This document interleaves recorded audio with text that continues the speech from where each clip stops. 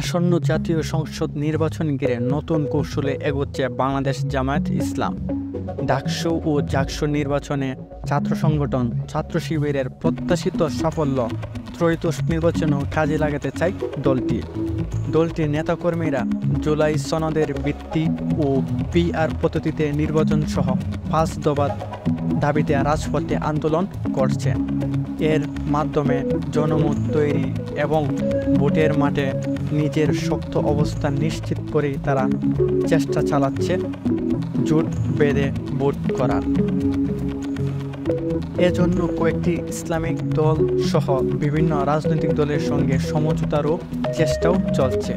কোনো অবস্থাতেই ত্রয়োদশ জাতীয় সংসদ নির্বাচন হাতছাড়া করতে চাচ্ছেন না জামায়াতের নীতি নির্ধারকরা।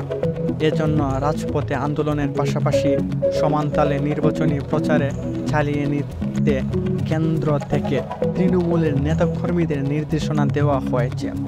দলটির বিভিন্ন পর্যায়ের একাধিক নেতার সঙ্গে কথা বলে জানা গেছে এসব তথ্য। জামাতের নীতি নির্ধারণ পর্যায়ে অন্তত 5 জন নেতা জানান নির্বাচনে অংশ নেওয়ার ব্যাপারে কোনো শঙ্কা নেই তাদের। আসন্ন নির্বাচনে অংশ নেওয়ার বিষয়ে নীতিগত সিদ্ধান্ত হয়েছে। সেই সিদ্ধান্ত বাস্তবায়নে নেতাকর্মীরা অটল। তারই ভিত্তিতে 300 আসনে সম্ভাব্য প্রার্থী ঘোষণা করেছে বাংলাদেশ জামায়াত ইসলাম। এসব প্রার্থী নিজ নিজ এলাকায় প্রচারে ব্যস্ত সময় কাটাচ্ছে। গণসংযোগ, মতবিনিময় সভা এবং উন্নয়ন ইস্যু নিয়ে জনগণের কাছে নিজেদের প্রার্থী তুলে ধরছেন। জনগণের আস্থা অর্জনে কাজ করছেন। তরুণ ভোটারদের টার্গেট করে অনলাইনে ক্যাম্পেইনের প্রস্তুতিও চলছে জোরে সোরে। জামাতের নির্বাচনের বয়কটের কোনো সম্ভাবনা আছে কিনা এমন প্রশ্নে এহসানুল মাহবুব জুবায়ের বলেন, না, নির্বাচনের দাবি তো আমরাই করেছি এবং ফেব্রুয়ারিতে নির্বাচন মূলত আমাদেরই দাবি। নির্বাচন বয়কটের তো প্রশ্নই ওঠে না। নির্বাচনই তো সমাধান। এটা ছাড়া দেশ চলবে কিভাবে? নির্বাচন নিয়ে আমরা সব প্রস্তুতি নিচ্ছি। ইতিমধ্যে 300 আসনে মনোনয়নও দিয়েছি। নির্বাচনী জোট গঠন প্রসঙ্গে তিনি বলেন, আলাপ আলোচনা হচ্ছে, এটা নিয়ে সময় লাগবে।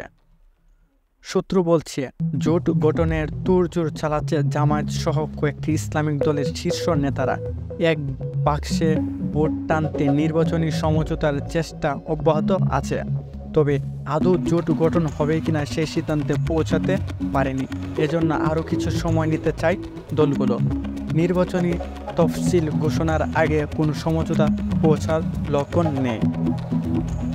এটা থেকে বোঝা যাচ্ছে যে জামাত খুব হাত বেঁধে মাঠে নেমেছে। এখন আমাদের সবাইকে অপেক্ষা করতে হবে, দেখতে হবে ত্রয়োদশ জাতীয় সংসদ নির্বাচনে জামায়াতে কীরকম অবস্থান তৈরি করতে পারে জনগণের মধ্যে। আশা করি সবাই ভালো থাকবে। আর হ্যাঁ, এই চ্যানেলে নতুন হয়ে থাকলে অবশ্যই সাবস্ক্রাইব করে রাখবেন।